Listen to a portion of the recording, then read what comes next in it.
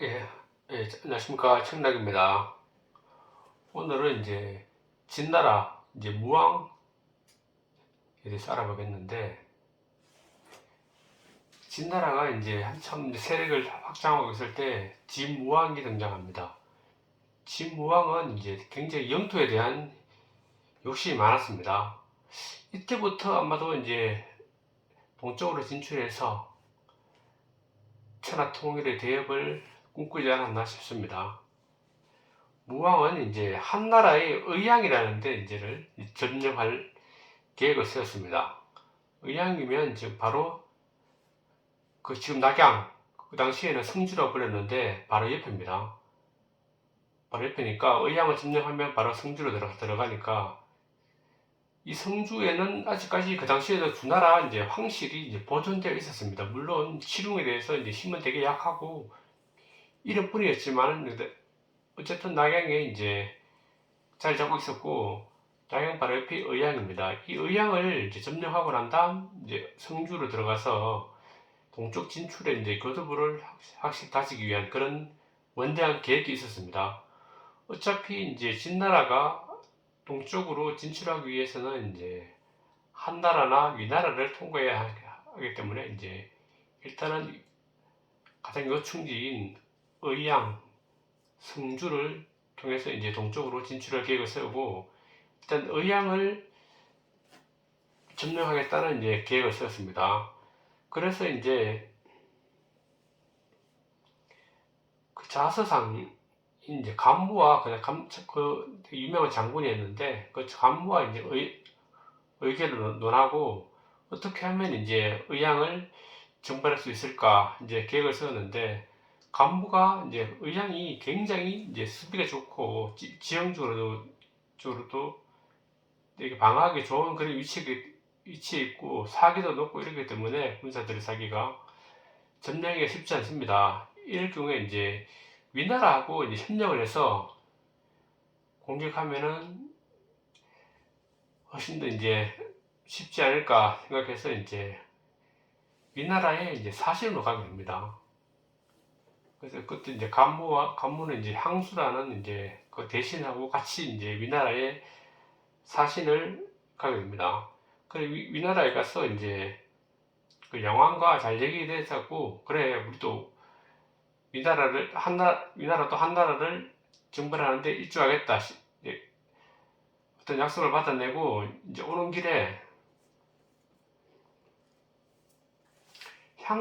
같이 가는 향수에게 먼저 이서차를 가지고 무왕에게 가라고 합니다. 그 서차를 가지고 그래서 이제 향수가 먼저 진나라로 이제 가는 길에 이제 진나라 무왕이 너무 그 서차의 내용이 궁금해서 마중을 나옵니다. 의양 식양까지 마중을 나와서 이제 그 편지를 열어보니까 처음에는 이제 위나라하고 동맹을 맺어서 이제 정벌하자고 했는데 갑자기 그 내용을 읽어보니까 대왕의 어떤 그런 계획을 포기하는 게 좋겠다. 그런 내용이 쓰여 있는 거예요, 거기에, 편지에. 그래서 이제 무왕도 좀 황당했겠죠. 그래서 이제 간무가 이제 도착하고 난 다음에 시경에서 만나서 이제 얘기하다 보니까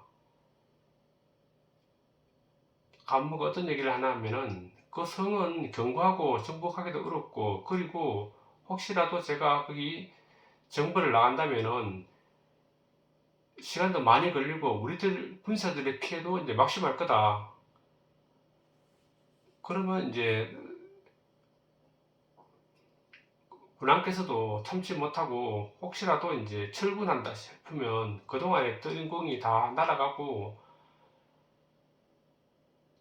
나만 이제 모함을 받기 때문에 포기하는 게 좋겠습니다 하니까 그러니까 무왕이 이제 거기서 약속을 합니다.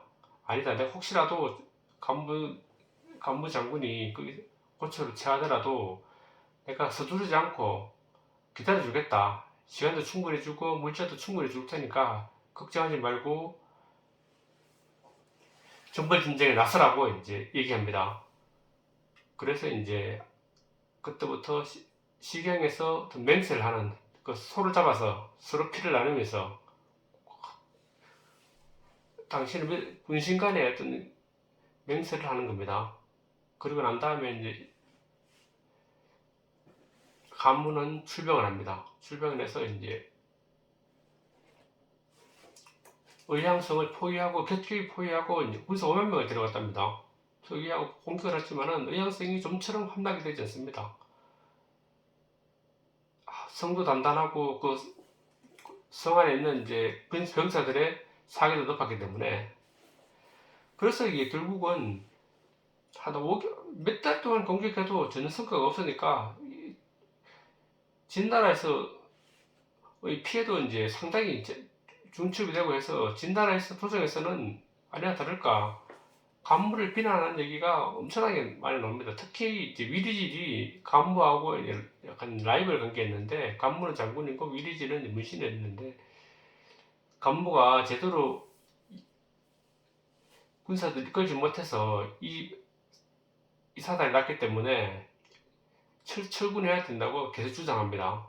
그리고 출근하면 간부에게 책임을 묻겠다 이렇게 계획을 짜고 계속적으로 비난을 하니까, 무왕도 그 당시에는 어쩔 수 없이 이제 출근해야 되느냐 안 하느냐, 출근하자고 얘기를 했었습니다. 그러니까 간무는 이제 사신을 보내서 자기 하소연을 하는 겁니다. 대왕께서 우리가 시강에서 만나서 맹세를 하지 않았느냐. 그 당시 어떤 얘기를 했었냐 하면은 이제 간무가 그 정삼위에 대한 얘기를 했었습니다. 정삼위 어떤 의미인가 하면은 공자의 제자인데, 정삼의 모친이 이제 시장가에서 이제 배를 짜고 있었는데, 정삼이 되게 효자였고 어머니도 정삼을 되게 믿었습니다. 믿었는데 정삼이 살인을 했다는 그런 소문이 납니다. 소문이 첫 번째 누가 소문이 확 도니까 또 가서 누가 지금 시장가에 정삼이 살인을 해서 지금 쫓기고 있다 그런 얘기를 들으니까 어머니는 그럴 리가 없다, 내 아들 어떤 아들인데 무시합니다. 그런 배를 계속 짜고 있지만 또 두 번째 또 사람이 오더만은 또 정삼이 살인을 해서 지금 큰일 났다고 이제 또 하니까 그 두 번째도 의심하자고 믿었습니다. 설마 그럴 리가 없다. 그런데 또 세 번째 또 와서 누군가 정삼이 살인을 했다고 얘기하니까 어머니가 갑자기 배를 끊고 짜던 배를 끊어버리고 도망을 갑니다. 그런 이제 설화가 있었는데 실제로는 살인은 안 됐는데, 그것은 자꾸 비난의 목소리가 들리니까 결국은 굳건한 마음도 다 사라지고 여러 사람이 계속 이쪽에 얘기하니까 결국은 아들을 못 믿게 되는 그런 사태가 발생하게 된 거죠. 여기도 똑같습니다. 계속 위리질 이런 사람이 대신들이 계속적으로 이제 간부를 비난하고 간부의 능력을 의심하니까 한두 번 계속 했지만 몇 달 동안 계속 그러니까 결국은 왕도 그 말에 이제 넘어가서 의양 공격을 포기하자고 했는데, 그 사신이 와서 마침 그 얘기를 해주니까 내가 다른 사람들 말에 현혹돼서 간부를 믿지 못했구나. 그래서 미안하다고 하면서 이제 다시 마음을 고치고 5만의 군사를 갔지만 5만의 군사를 더 내줍니다. 그래서 결국은 307년에 힘들게 의양을 점령하게 됩니다. 의양이 이제 점령하고 나니까 바로 그 무왕은 위리지를 데리고 의양을 거쳐서 성주, 그러니까 주나라 왕실이죠, 가서 구정을 이제 구경하게 됩니다. 구정이라고는 전번에 말했듯이 그 하나라 때 이제 완전 큰 구리로 만든 큰 솥인데 그게 이제 그 당시에 이제 9개 주였기 때문에 9개를 만들었습니다. 대우가 9개 정을 만들었는데 그 톤이 워낙 크고 하기 때문에 이제 그걸 못 옮기고 계속 거의 그러니까 이 당시에는 거의 4천 몇 년을 만들었으니까 지금 2천 몇 년이니까 그 2천 년 된 보물입니다. 그게 이제 성주에 다 전시돼 있었으니까 그걸 가지고 집에 있습니다. 되게 무왕이 그건 이제 천하 통일을 상징하는 그런 의미도 있었기 때문에 무왕이 꼭 그걸 가지고 싶었는데 다 둘러보면서 그 중에서 이제 자기들 이제 조상들이 근거지에 있더니 큰 정 앞에 딱 마주쳤습니다. 그때 거기가 음주인데 진나라의 어떤 고향이요, 고향. 그래서 이 정을 우리 함락으로 가지고 가자 이렇게 얘기하니까 어떻게 가져갈까 이제 국내하는 중에 저 정이 얼마나 무거운지 한번 알아봐야 되겠다. 그래서 주변 사람한테 물어보니까 뭐 너무 크고 무거워서 도저히 옮길 수가 없다. 그렇게 얘기하는 겁니다. 그러니까 그러면 무왕이 그 당시에도 내기를 되게 좋아했답니다. 힘쓰고 이런 거를. 이름도 무왕입니다. 왕호가. 그러니까 장군들한테 한번 들어보자 하니까 맹설이라는 장군은 이건 들 수 없다.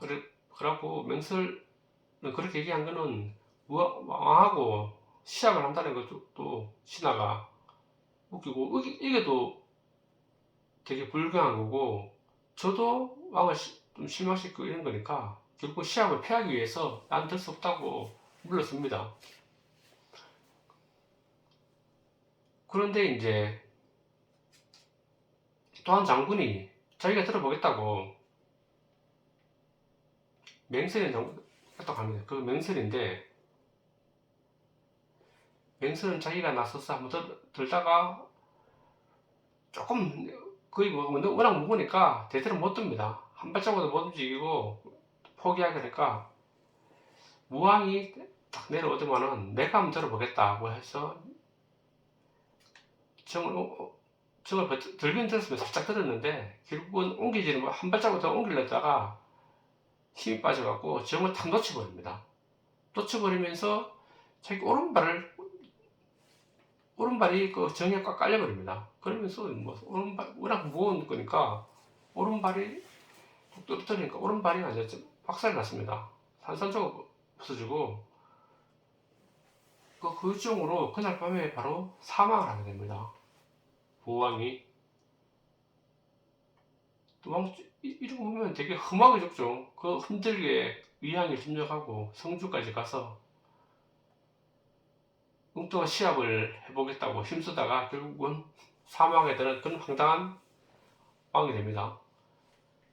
그러니까 그 시합을 했던 맹설도 왕하고 걔네 시합을 해갖고 그런 사달이 났으니까 맹설도 그 죽음을 당하고 그 가족들까지 몰살당하는 이제 그런 사건이 벌어집니다. 여기까지는 이제 그 당시에 진나라에 대해서 알아봤고, 그 다음에 그거 시기에 이제 조나라에 또 이제 대역 정치를 하게 되는데, 조나라에 대해서 한번 살펴본다면은 이제 조나라는 이제 그 7명 칠웅 중에서 저 위에 지도에 보이지만은 한 북쪽에 자리하고 있었고 군사적으로 되게 약했습니다. 그리고 위나라, 한나라, 뭐 진나라에 제나라도 둘러싸여 있었는데 그 위쪽을 보면 이민족들도 많이 있었습니다. 승비, 유연하고 그 위쪽에 몽골 그리고 이민족 침략도 잦았고 그리고 군사력도 약했고 했기 때문에 되게 주변국들의 관심을 많이 받았습니다. 그런데 그 당시에는 어차피 저 나라도 군사 전법이 어떤 거 하면 이제 차전이라고 차전지법이라는데 마차지법이죠. 마차라기보다는 전차는 뭐 영화 같은 데 많이 보면 오시면 로마 시대 때 보면 뭐 전차 타고 많이 싸우잖아요. 그 당시에도 이쪽 이제 한족들은 전차를 이용해서 많이 싸움을 했습니다. 전차는 이제 중간에 마부가 말을 몰고 두 마리 세 마리 등을 몰고 그 옆에 자장이 한 명 있고 궁수 한 명, 그리고 큰 칼든 장수 한 명, 그러니까 네 명이 타는 거죠.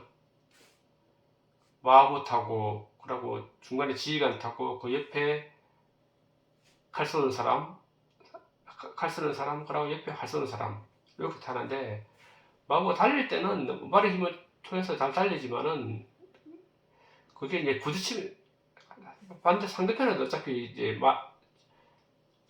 전차로서 하니까 전차끼리 엉켜 싸우는 게 옛날 고대 전투의 전형적인 모습이었습니다. 그런데 저 이민족들은 몽골이나 뭐 선비 이런 들은 전차를 사용하는 게 아니고 직접 말을 타고 말 위에서 싸우는 겁니다. 지금 생각해 보면 전차하고 말 기병부대하고 전차부대하고 부딪힌다면은 어느 쪽이 이기겠습니까? 사실 전차부대는 앞으로 가는 거는 잘하겠지만은 회전하고 뭐 돌고 이런 거는 말하고 사람하고 혼일체가 돼서 하는 거하고 말 있고 수리를 끌어야 되는 상황하고 비교해본다면 민첩성에서 도저히 그 기병들을 당해낼 수가 없습니다. 그리고 몽골 이쪽에는 그들은 뭐 말을 워낙 잘 다루고 말과 혼연일체가 돼서 싸우기 때문에 어느 누구도 그 당시에 그 일대를 마주쳐서 이길 수 있는 군대는 없었습니다. 나중에 지금 냐면 로마 시대 때 그 보병부대 아니면은 마차부대 나중에 한 300년 전후 300년 되면 뭐 아틸라가 있다는 군대하고 많이 전투를 많이 하잖아요. 그 당시에 보면 로마하고 그 아틸라라는 유목민하고 전투가 벌어졌는데 한 300번 정도 싸웠는데 한 번 빼고 다 졌답니다. 보병들은 물론 말할 것도 없고 보병들은 상대가 안 되잖아요. 지금 보면 뭐 기갑부대하고 일본 보병 사단이 싸우는 거니까 기갑부대를 당해낼 수가 없는 거잖아요. 말 타고 싸우는 게 기갑부대하고 마찬가지입니다. 그리고 이 차전제법도 그 날렵한 기마병을 당해낼 수가 없었습니다. 그래서 조나라는 자기 군사력을 이제 좀 높여야 되겠다. 그래서 새로운 나라를 만들어야 되겠다. 해서 이제 무령왕이 등장하고 난 다음에 참마전술을 기마전술로 바꿔야 되겠다. 그리고 그 당시 의복 자체도 그 말을 타기에 좋은 복장, 그리고 호복이라고 합니다. 호복이 오랑캐 호흡자입니다. 그래 갖춰서 호복을 입고 기마전술 익히고 그렇게 해서 새롭고 강력한 나라를 만들려고 하는데 기존에 당연히 그 귀족들은 어떻게 우리 중원에 온 사람들인데 오랑캐 옷을 입고 오랑캐 전법을 싸울 수 있느냐 반대가 심했습니다. 그렇지만은 이제 무령왕은 지금 그렇게 하지 않으면 우리가 이민족에 망하든지 아니면 한족에 결국은 망하게 될 것이다. 그래서 강력하게 자기의 계획 정책을 밀어붙입니다. 결국은 몇 년 후에 기병도 갖추고 그리고 의복도 말 타기 좋은 호복으로 다 갖추고 하니까 되게 강국이 됐습니다. 그래서 다른 나라들도 그 조나라를 따서 기병전법을 또 배우고 그리고 기병들이 움직이기 좋은 호복도 많이 보급되고 했다 해서 어쨌든 이제 이 민족의 복장이나 전술 이런 게 한족들, 칠웅들에게 많이 스며들어서 굉장히 군사적인 발전을 거듭하게 됩니다. 그럼 오늘은 여기까지 하겠습니다.